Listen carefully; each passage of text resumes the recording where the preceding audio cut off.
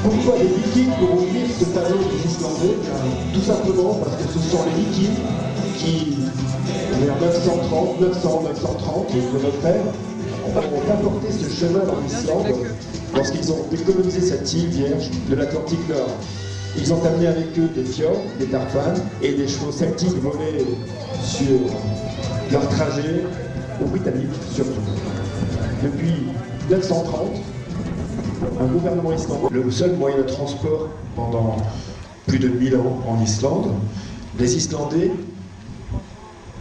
avaient l'habitude d'avoir des chevaux de main. On accueille Barbara, notre bergère islandaise, avec 3 chevaux en main, dont Dorlaté, sur la musique ridou. C'est comme ça qu'un Islandais se promène en Islande aujourd'hui encore. Il n'est pas rare qu'il parcourt de longues distances avec 3 ou 4 chevaux et il change. Tous les 5, 10, 15 km, il change de monture et les autres suivent. Lorsqu'il y a une inquiétude, eh bien on tient les chevaux en main. Lorsqu'il n'y a aucune inquiétude, aucune clôture, eh bien les chevaux sont en liberté et suivent tout simplement le cavalier. Il a vite changé de costume. Vous voyez aux chevaux en main que le tut n'est pas unanime à la place d'une autre, puisque le cheval seul à gauche de Barbara est au fond. Parfois, si vous regardez bien les posés. Les autres sont autour.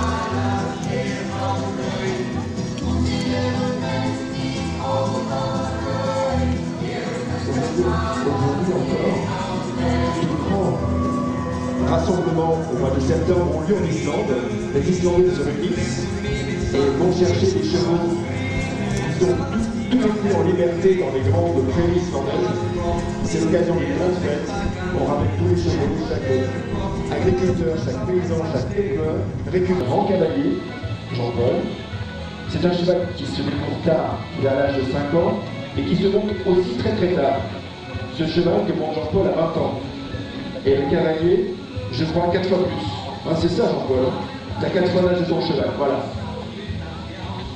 Et Jean-Paul est venu avec Ascou, autre 20 ans. Avec lui, Barbara a revêtu la tunique, a changé sa tunique de bergère pour sa tunique de loisir.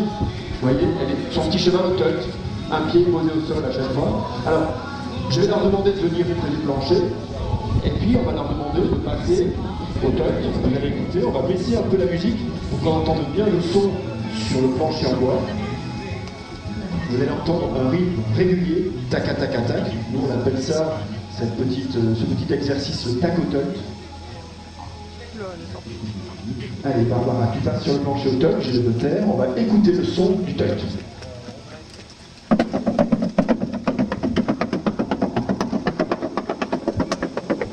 Voilà, super. Là au moins vous avez compris, les pieds se posent les uns après les autres. À toi Jean-Paul.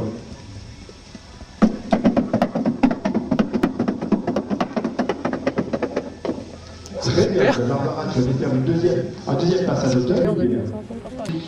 Allez, tut, à peine jeune.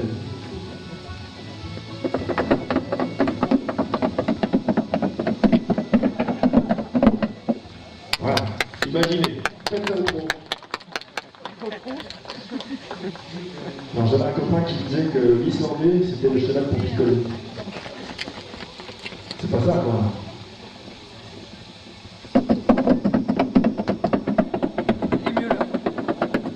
Super, vous voyez, ça tombe pas, le verre est encore plein. Là-bas, Sophie et Martin. Sophie monte un cheval Piper et Martin Prince. Comme chacun le sait, Prince est un nom islandais.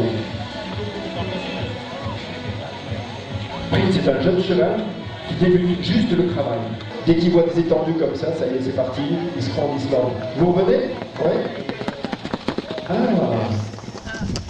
Vous n'avez pas vu, il est là aussi. Voilà, derrière. Waouh. De l'ordre de course. Il est passé au galop, il a perdu une cloche.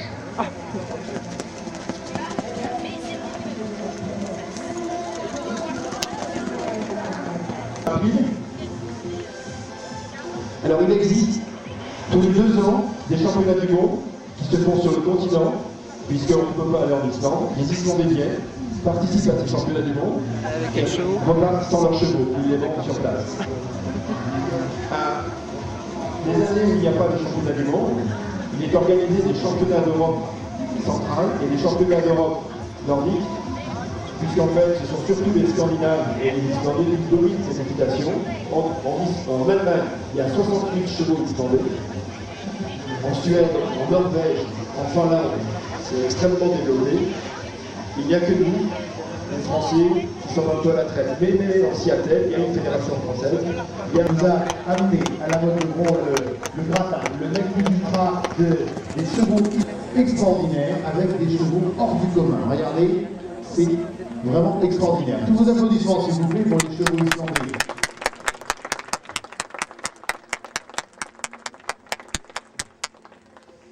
On va demander à nos amis de tous se regrouper et de venir faire un petit tour d'honneur avec une tradition d'Islande. Il n'y a pas un concours, il n'y a pas un rassemblement qui ne finit pas par 2 ou 3 tours d'honneur avec tous les cavaliers ensemble sur la piste, avec le drapeau islandais dans la main. Les couleurs. Regardez l'amble là-bas, Gésir à l'amble avec un cheval au galop à côté. Regardez.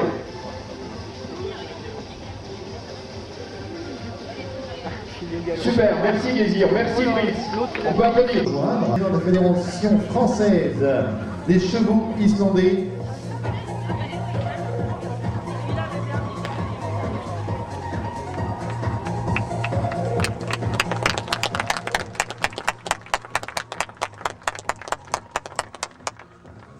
Je vais les avoir en vidéo.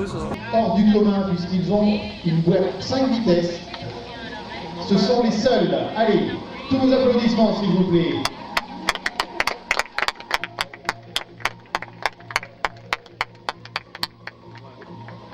Est-ce qu'il faut faire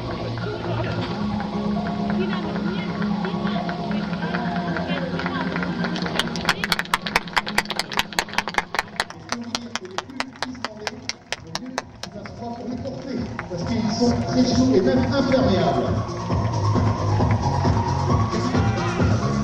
Et les chevaux champions du monde de race islandaise, le Next Plus Ultra.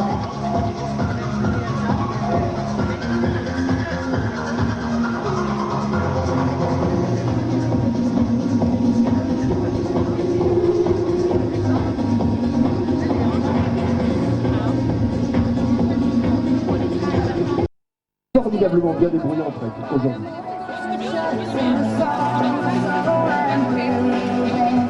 Et là, je pense qu'ils vont aussi vous montrer de l'angle.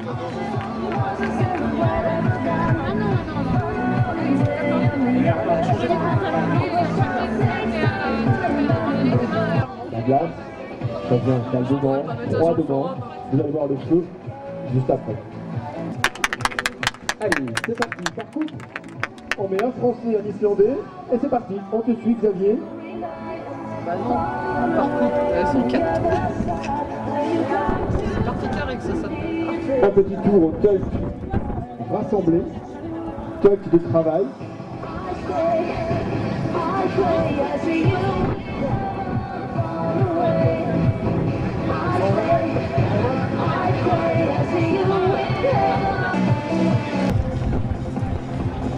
Toujours au tuck de travail, je pense qu'on va avoir une accélération.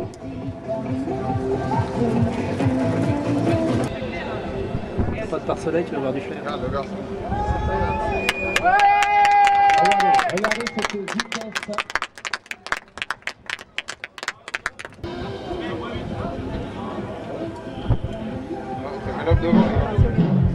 Il était à l'angle, il était depuis quelques jours, puisqu'il est arrivé en France, ce jeune Islandais, il y a une semaine. Allez, tous les autres, au botte à botte, regardez ça, au toc. Alors, remarquez, ça bouge absolument pas. Hein. On est bien enfoncé dans sa scène, pas un mouvement plus haut qu'un autre.